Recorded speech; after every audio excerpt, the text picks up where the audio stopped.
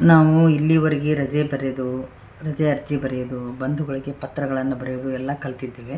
ಹಾಗೆ ವಿನಂತಿ ಪತ್ರ ಬರೀಬೇಕು. ಯಾರಿಗೆ?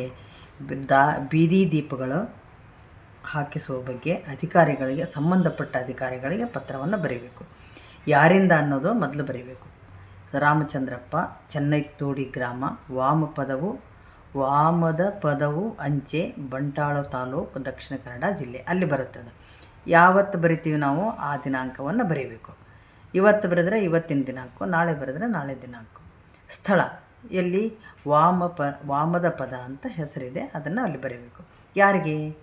ಇವರಿಗೆ ಅಂತ ಬರೀಬೇಕು. ಮಾನ್ಯ ಅಧ್ಯಕ್ಷರು, ಗ್ರಾಮ ಪಂಚಾಯಿತಿ ಕಚೇರಿ, ವಾಮಪದವು, ಬಂಟ್ವಾಳ ತಾಲೂಕು, ದಕ್ಷಿಣ ಕನ್ನಡ ಜಿಲ್ಲೆ. ಅಲ್ಲಿಗೆ ಯಾರಿಂದ ಯಾರಿಗೆ ಅನ್ನೋದು ಮುಗೀತು. ಇನ್ನು ಮಾನ್ಯರೇ, ವಿಷಯ ಹೆಂಗೆ ಬರೀಬೇಕು? ಏನು ವಿಷಯ? ಬೀದಿ ದೀಪ ಅಳವಡಿಸುವಂತೆ ಕೋರಿ ಮನವಿ ಮಾಡ್ಕೋಬೇಕು. ವಾಮದ ಪದವಿನಿಂದ ಚೆನ್ನೈತೋಡಿ ಗ್ರಾಮಕ್ಕೆ ಹೋಗುವ ರಸ್ತೆಯಲ್ಲಿ ಪ್ರತಿನಿತ್ಯ ನೂರಾರು ಮಂದಿ ಸಂಚರಿಸುತ್ತಾರೆ. ಈ ರಸ್ತೆ ನಿರ್ಮಾಣಗೊಂಡು ಈಗಾಗಲೇ 15 ವರ್ಷಗಳಾಗಿವೆ. ಚೆನ್ನೈತೋಡಿ ಗ್ರಾಮದಲ್ಲಿ ಸುಮಾರು 70 ಮನೆಗಳಿವೆ. ಹೋಗಲು ಈ ರಸ್ತೆ ಪ್ರಮುಖವಾಗಿದೆ. ಆದರೆ ರಸ್ತೆ ಹೊಂಡಮಯವಾಗಿರುವುದರಿಂದ ಹಾಗೂ ಕಾಡಿನ ಮಧ್ಯೆ ಹಾದು ಹೋಗೋದರಿಂದ ರಾತ್ರಿ ಹೊತ್ತಿನಲ್ಲಿ ಸಂಚಾರಕ್ಕೆ ತುಂಬ ತೊಂದರೆಯಾಗುತ್ತದೆ. ಆದುದರಿಂದ ಗ್ರಾಮ ಪಂಚಾಯತಿಯ ವತಿಯಿಂದ ದಾರಿದೀಪ ಹಾಕಿಸಬೇಕಾಗಿ ಈ ಮೂಲಕ ಪ್ರಾರ್ಥಿಸಿಕೊಳ್ಳುತ್ತೇನೆ.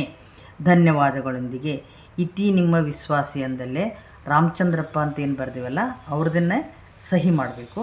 ಅದರ ಕೆಳಗೆ ಅವ್ರ ಹೆಸರು ಬರೀಬೇಕು. ಆಮೇಲೆ ಊರಿನ ಕೆಲವು ನಾಗರಿಕರ ಹೆಸರುಗಳನ್ನು ಸಹಿಯನ್ನು ಮಾಡಿಸಿ ಈ ಪತ್ರವನ್ನು ಕಳಿಸ್ಬೇಕು. ಈ ಥರ ಬರೆಯೋದನ್ನು ರೂಢಿ ಮಾಡ್ಕೋಬೇಕು.